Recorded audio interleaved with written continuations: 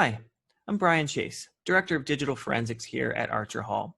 And today I want to talk to you about IP addresses. IP addresses can be a really useful tool in investigating online evidence. You can think of an IP address like your street address. In order to use the internet, you have to have an IP address. When you go to, say, CNN.com, for example, your computer is going to look up the IP address of CNN and send a packet to CNN. And in reality, it's more than one packet, but for our purposes, we're going to simplify things a little. That packet you can think of like a piece of mail. So your computer addresses that piece of mail to the IP address of CNN's web server. And then in the return section, return mail section, your computer puts its IP address. So CNN receives that mail, receives that package, that packet, opens it up and sees, oh, you're requesting the CNN.com website. So CNN packages up that website, puts it in an envelope, addresses it to your IP address, and sends it back. The servers where that information is traveling over the internet are looking at those addresses, and they're routing the traffic based on those addresses. So anytime you're using the internet, you're sending your IP address to the websites you want to visit so that they can send back the website content. This is the basics of IP addresses. So like a street address, there are multiple people that can reside at a single IP address. So IP addresses are owned by a variety of internet service providers or companies. So internet service providers, or ISPs, are the people that provide internet service to your home. So let's say you have a cable modem and you have service with Comcast. When you plug in your cable modem, it talks to Comcast, and Comcast then assigns it an IP address. Let's take a look at how that looks when that process happens. So here I have a very rudimentary diagram of IP address information. You can see the internet out here, a little purple cloud, and the internet's coming into your home via the cable or DSL modem. And that modem might be attached to a router or a Wi-Fi router, or it might be all one device. But it has here a public IP address that's provided by your cable company or your phone company. And then your router gives internal IP addresses to all of the devices connected to it. So you can see here, we've got a handheld device, we've got some laptops, a desktop. Looks like the neighbor hopped on our Wi-Fi network, and maybe even a hacker hopped on our Wi-Fi network. Doesn't matter for our purposes, but what we're talking about here is showing all of these devices or all have their own internal IP addresses assigned by this router. But all of these devices are sharing this public IP address.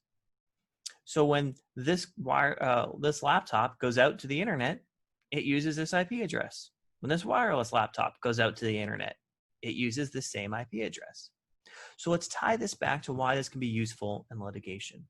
Let's imagine you're dealing with a defamation case where somebody anonymously posts a comment on a blog about your plaintiff, your client, defaming your claim. But you don't know who it was that posted it.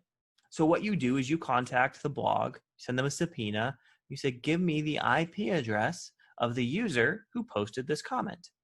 And then the blog will respond and say, here you go, here's the IP address. Now you've got the IP address. You can take that address and look up who owns the address, whether it's owned by an internet service provider, or maybe a big company or university. You find out who the owner is. There's some good resources for finding out who owns those IP addresses. If you need help with this process, give us a call. We'll be happy to help you with it. But then you get the owner, and let's say it's Comcast. So then you send a subpoena to Comcast. You say, Comcast, tell us who did you assign this IP address to at the date and time that this defamatory comment was made. And Comcast will respond and say, the IP address was assigned to this customer on this date and time. And often that's going to result in it being, not only do you get the customer name, but their physical address, their actual real mailing address, not just their IP address. So now you've taken this anonymous comment, you've used the IP address of it to trace back that anonymous comment to a physical address. And if there's only one person living at that home, well, then you know who posted it, unless, of course, they claim somebody was using their Wi-Fi or was borrowing their computer at their home or something like that. But there could be multiple people living in the home. Everybody that's in that home is using the same public IP address. But at least now you've taken this anonymous posting and you've narrowed it down to maybe one person or a small group of people that could be responsible for it. So IP addresses are really useful in trying to figure out who was really behind a post online or who was really behind an email. You can use these IP addresses, trace them back to physical addresses to try to get a sense of who was the one responsible. It's not perfect. Sometimes these IP addresses will trace back to public Wi-Fi, maybe a county library or a Starbucks, and then you're really not going to be able to get much information. But when they do trace back to a home or to a university or to a business, there's often going to be additional data there that the business or the university has that can help you identify the particular person, or at least narrow down the group of people that are responsible for that post. IP addresses are also a great way to help authenticate evidence when you are trying to introduce evidence at trial of a posting online and you want to tie it to an individual. An IP address is going to be very helpful for that. So if you're dealing with online evidence or IP addresses in your case, give us a call. We'll be happy to help you with it and let you know how that IP address can be useful in your case and what information you can get by doing further research or trying to identify users behind the IP address. Thanks for watching. Bye.